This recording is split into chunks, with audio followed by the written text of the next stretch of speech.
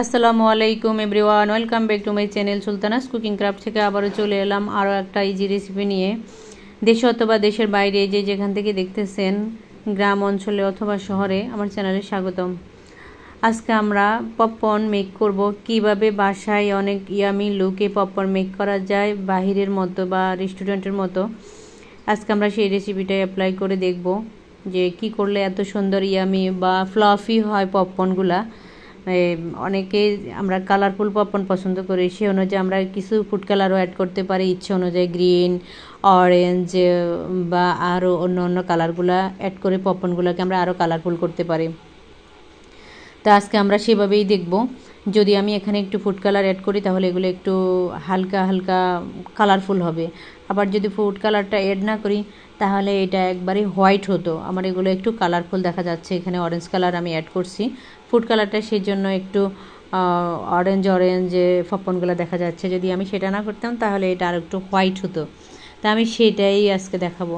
কিছু এখানে আমি পপকর্ন নিয়ে নিয়েছি, তার সাথে আমি নিয়ে নিয়েছি লবণ, হালকা কুকিং অয়েল, তারপর দিয়ে দিয়েছি আমি এখানে ফুড কালার দিয়ে আমি এখানে সাইডে আর একটা ফ্যান বসিয়ে দিয়েছি। ওটার মধ্যে আমি পর্যাপ্ত কুকিং অয়েল দিয়ে দিয়েছি যতটুকু আমার লাগে। সাইডে রাখা এটা আমি এভাবে করে 10 মিনিট রেস্টে রেখে দিয়েছি। তারপরে আমি এখানে ফ্যানে তেল দিয়ে তেলের মধ্যে সেই সাথে রাখা পপকর্নগুলি দিয়ে দিয়েছি। এখন আমি ঢেকে দিয়ে চলে গেলাম আরও 2-3 মিনিটের জন্য। এরই মাঝে পপকর্নগুলো ফুটতে আছে, আপনি দেখতে থাকবেন। পপকর্নগুলো যখন আপনার ফুটা শেষ হয়ে যাবে তখন পপকর্নগুলিকে এক সাইডে নামিয়ে রেখে সার্ভিং ডিশে সার্ভ করতে হবে।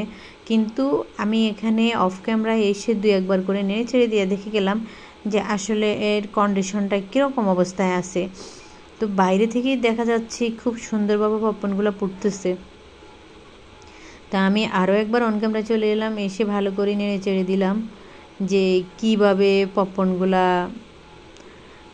কোন পজিশনে নিয়ে আসে ওই নিয়ে। তা আমি আরও একবার ধরে নেড়ে চেড়ে দিলাম যাতে তলানিতে লেগেও না যায় আবার ফুঁড়েও না যায়।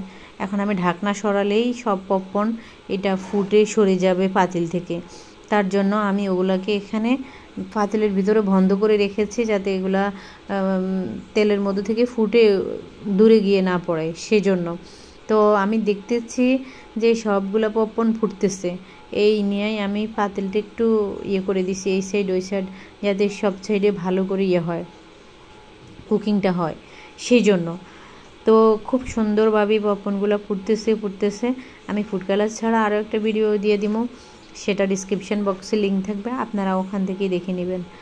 তো এই নিয়ে খুব সুন্দরভাবে পপকর্নগুলো ফুটে গেছে। তাহলে আমরা সিক্রেট যেটা করব সেটা হচ্ছে আমরা 10 মিনিট আগেই একটু পানি বা একটু ফুড কালার, একটু এই যে অয়েল, কুকিং অয়েল, একটু লবণ মেখে এটা কিছুক্ষণ রেস্টে রেখে দিব।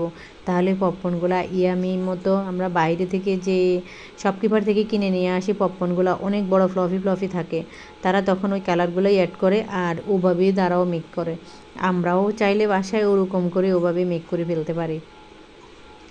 তো অতটা ফুড কালার আমি এখানে দিই নাই, আমি এখানে 1 চামচ ফুড কালার দিয়েছি ছোটো চামচের।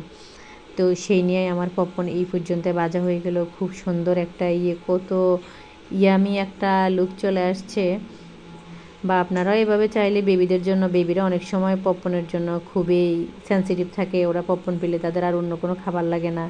তা আমি দিয়ে ঢেকে চলে গেছি। এই পর্যায়ে আমার পপকর্নগুলো হয়ে গেছে, খুব সুন্দর সার্ভিং ডিশে সার্ভ করে আমি দেখিয়ে দিলাম। তা আমার ভিডিওটা যেখান থেকে দেখতেছেন আমার চ্যানেলটা সাবস্ক্রাইব করে দিন, পাশে থাকা বেল আইকনটা অন করে দিবেন, পরবর্তী ভিডিও আপলোড দেওয়ার সাথে সাথে নোটিফিকেশান চলে যান, সাথে একটা লাইক দিয়ে দিবেন। তো সবাই আমার জন্য দোয়া করবেন, আমি যাতে সুস্থ থাকি, ভালো থাকি, আর আপনাদের মাঝে এরকম নিত্য নতুন ভিডিও আপলোড দিতে পারি, সেই জন্য আবারও অপেক্ষায় আসি। তো ভালো থাকবেন, আজ এই পর্যন্তই, আল্লাহ হাফিজ।